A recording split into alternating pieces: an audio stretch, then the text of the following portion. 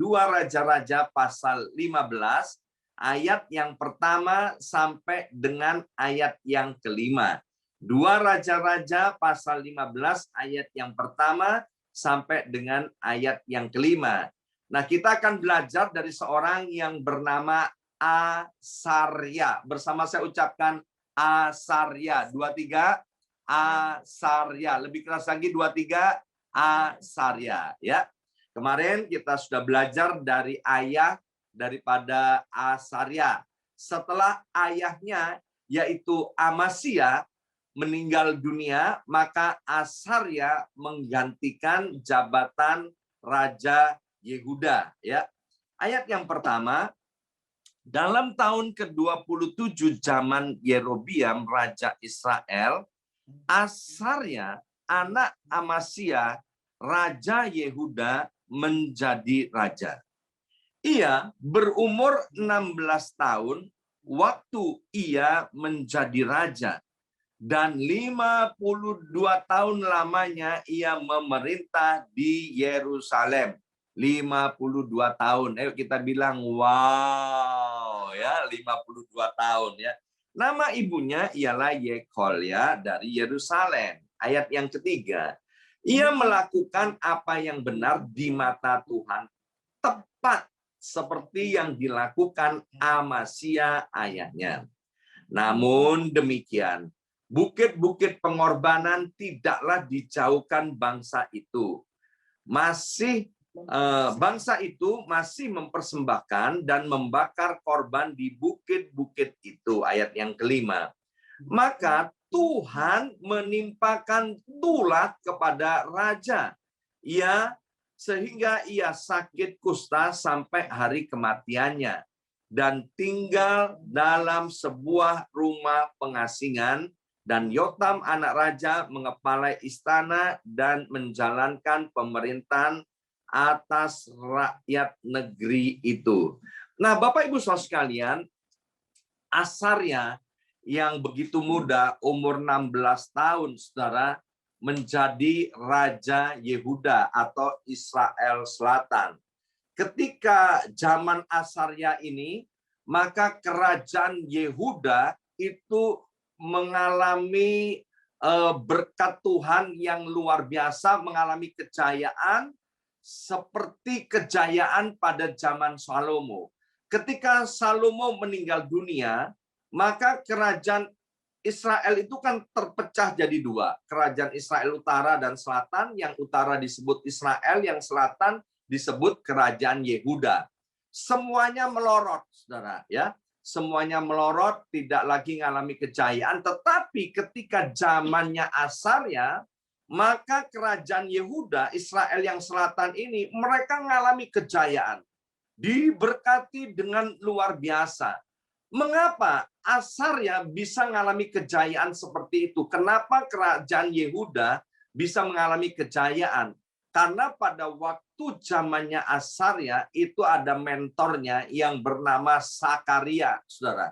Sakaria inilah yang selalu mengajar dan mengingatkan Asarya untuk tetap takut akan Tuhan, untuk tetap takut akan Tuhan, cinta akan Tuhan, bahwa segala berkat, segala pertolongan itu datangnya dari Tuhan. Apalagi kamu masih muda, kamu tidak pengalaman apa-apa, kamu harus takut akan Tuhan, kamu harus berpegang pada firman Tuhan, kamu harus setia. Dan luar biasa, saudara. Asarya orangnya teachable, ya, dia mau diajar, saudara, meskipun masih muda, dan akhirnya terus naik, ya. Kehendak Tuhan adalah setiap orang yang takut akan Tuhan adalah naik, dan naik. Jalan hidup orang benar, kata Alkitab, adalah seperti cahaya fajar pada pagi hari yang semakin terang hingga rembang tengah hari. Nah, dikatakan tadi, ia melakukan apa yang benar di mata Tuhan, tepat seperti yang dilakukan Amasya ayahnya. Tepat seperti yang dilakukan oleh Amasya ayahnya. Kemarin kita udah belajar tentang bapaknya, yaitu yang bernama Amasya. Bagaimana Tuhan menolong Amasya, Tuhan memberkati Amasya sampai satu kali ketika dia berperang sama Edom, ya saya ulangi sedikit, berperang sama Edom, akhirnya menang, saudara. Amasya menang. Kemudian setelah menang, dia jadi sombong. Setelah sombong, dia petentang-petenteng, ngajak perang Raja Israel, saudara. Kemudian Raja Israel bilang gini, kamu sombong banget, kamu baru menang sama Edom aja udah petentang-petenteng. Dan kemudian saudara, Raja Israel yaitu Yoas, dia bilang janganlah, kamu jangan perang, tapi si Amasya itu ngotot. Dan akhirnya kita tahu bagaimana kemudian Amasya dipermalukan, ya, emas-emasnya dijarah, dan kemudian dia ditawan, dan akhir hidupnya mengenaskan. Amasya mati dibunuh oleh pegawai-pegawainya, mati dibunuh oleh bawahannya. Kenapa? Karena dia tidak bisa finishing strong. Hari Minggu kemarin, ya, saudara kita Heri Lukman menyampaikan firman Tuhan yang luar biasa. Everyone can start strong, but not everyone can finish strong. Semua orang bisa memulai dengan baik, ya. Semua orang. Kita mau memulai pernikahan, semua orang bisa memulai pernikahan dengan baik. Kita mau memulai usaha, kita bisa memulai dengan baik. Sebagai karyawan, kita bisa menjadi karyawan yang baik pada mula-mulanya. Sebagai pelayan Tuhan, kita menjadi pelayan Tuhan yang baik pada mula-mulanya. Tetapi tidak semua orang bisa mengakhiri dengan baik. Amasya tidak bisa mengakhiri dengan baik. Sehingga akhirnya kemudian akhir hidupnya mengenaskan. Demikian juga itu diulangi oleh anaknya, yaitu yang bernama Asarya. Dia mengalami kejayaan 42 tahun. Itu adalah masa-masa keemasan, masa-masa kejayaan Asarya. Tadi dicatat 52 tahun dia memerintah di Yerusalem. Tetapi kenapa saya mengucapkan 42 tahun? Karena pada tahun yang ke-42 itu saudara Asarya jatuh, saudara, ya. Jatuh di dalam dosa apa? Sama, tepat seperti yang dilakukan oleh bapaknya, yaitu jatuh di dalam dosa kesombongan, ya. Nah, pertanyaannya, mengapa orang kemudian bisa jatuh di dalam dosa, ya kan? Apalagi dosa kesombongan. Dosa kesombongan itu ya hampir 100% semua dosa dimulai dari kesombongan. Orang bisa jatuh di dalam dosa kesombongan karena setelah menang, setelah diberkati, fokusnya bukan lagi kepada Tuhan, tapi fokusnya kepada kemenangannya, fokusnya kepada kejayaannya, fokusnya kepada berkatnya. Maka itu saya selalu berpesan kepada anak-anak saya. Saya mengingatkan, ya, saya bilang, nak, aku ini bangga sama kamu. Kamu itu hebat, kamu itu luar biasa, kamu itu diberkati oleh Tuhan. Ya, papa bangga, ya. Tapi tolong, nak, jawab dengan jujur. Yang lebih hebat dari kamu sesungguhnya banyak atau banyak? Oh ya, banyak banget, Pak. Nah, ini kamu harus ingat, ya. Yang lebih hebat dari kamu sesungguhnya banyak banget, ya. Kalau kamu itu boleh sampai kepada titik ini, itu bukan karena kamu yang hebat, tapi karena Tuhan yang mengangkat dan mempromosikan kamu. Maka itu saya berpesan kepada anak-anak saya, ya, kamu harus tetap rendah hati, takut akan Tuhan. Sebab ya perjalanan hidup itu masih panjang. Kepada anak saya yang sudah berkeluarga, saya bilang begini, bukti kamu rendah hati dan takut akan Tuhan, yaitu ketika kamu diberkati, maka kamu harus tetap mencintai dan menyayangi istrimu dan anakmu. Itu bukti orang rendah hati dan takut akan Tuhan. Sebab kalau kamu kemudian jatuh di dalam dosa kesombongan, ya, maka kamu akan melorot, rot, dan kemudian akan habis. Seperti Alkitab bilang di dalam Mazmur 73, orang yang jauh daripada Tuhan itu tetap dalam keadaan hebat dan jaya. kelihatannya, ya kan? Di Mazmur 73 dikatakan bahwa tinggal tunggu waktunya, karena ada di tempat-tempat yang licin, dalam sekejap akan jatuh, ya, akan kemudian habis dan binasa. Bapak Ibu Saudara sekalian, satu hal yang saya sangat yakin buat Bapak Ibu ini yang setia, yang setia untuk mengikuti doa fajar ini, saya bisa melihat dengan mata iman saya, ya. Bapak Ibu ini pasti, ya, bukan insya Allah, bukan mudah-mudahan, pasti diberkati oleh Tuhan, pasti diangkat oleh Tuhan, ya. Karena Alkitab udah bilang begitu, Saudara, ya. Alkitab udah bilang begitu. Tapi ingat, waktu Bapak Ibu semua nanti diberkati Tuhan lebih, ya. Jangan fokus kepada berkatnya, jangan fokus kepada kemenangannya, tapi fokuslah kepada sumber berkat itu. Fokuslah kepada sumber pertolongan itu. Fokuslah kepada Tuhan semesta alam itu yang telah mengangkat dan mempromosikan kita, ya. Pada tahun ke-42, kesombongan itu datang atas Asaria, Saudara.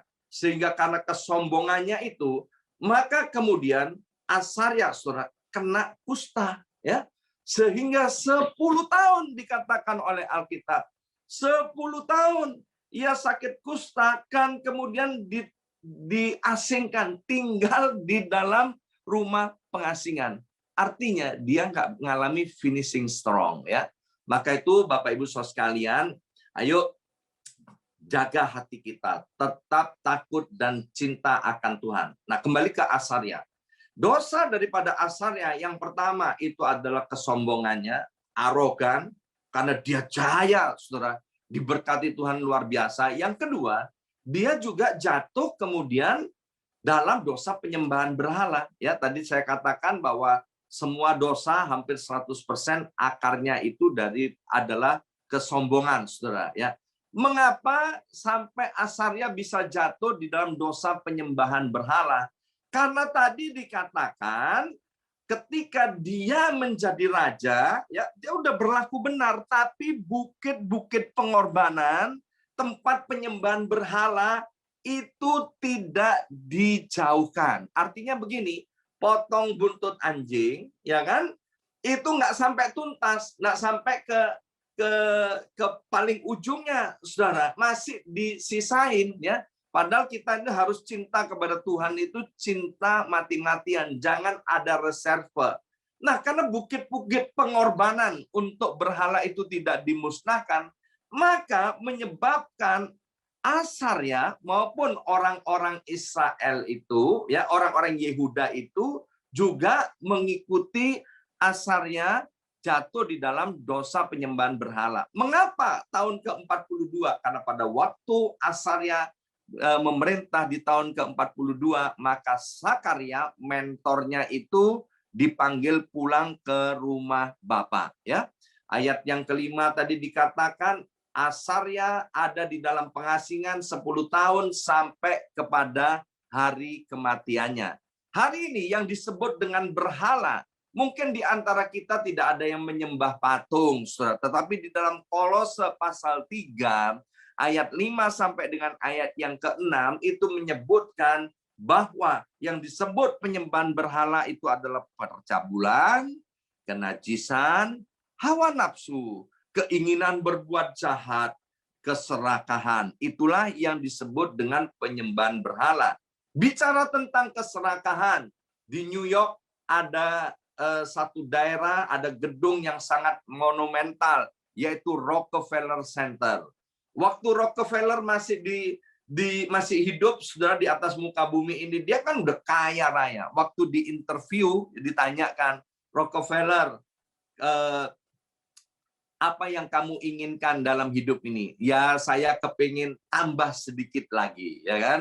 Tambah sedikit lagi kekayaan saya, ya. Jadi dia udah kaya.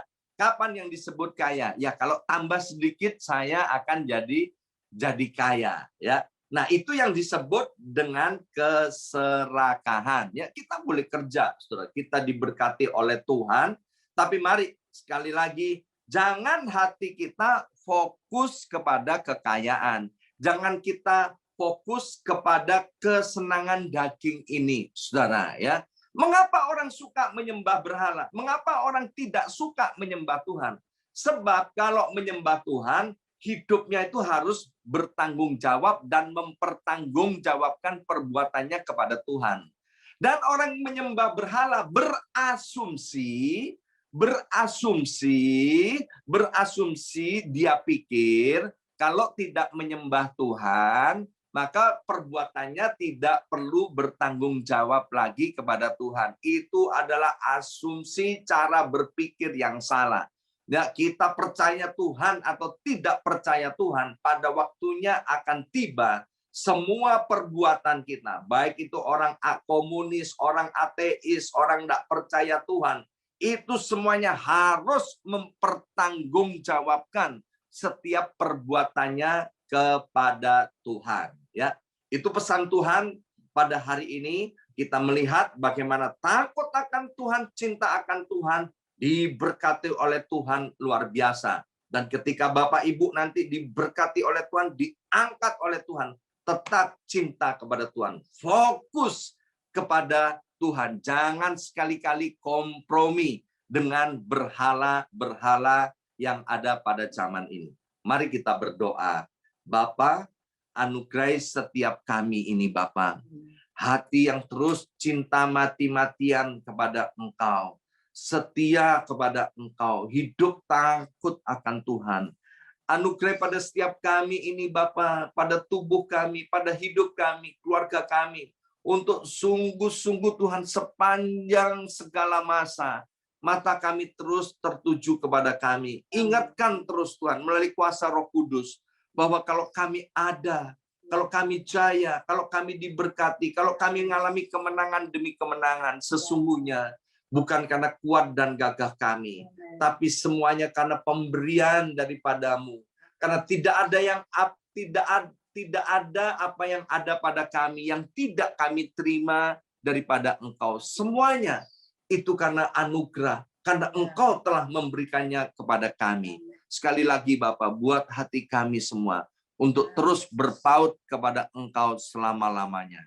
Dalam nama Tuhan Yesus, kami sudah berdoa. Haleluya. Amin.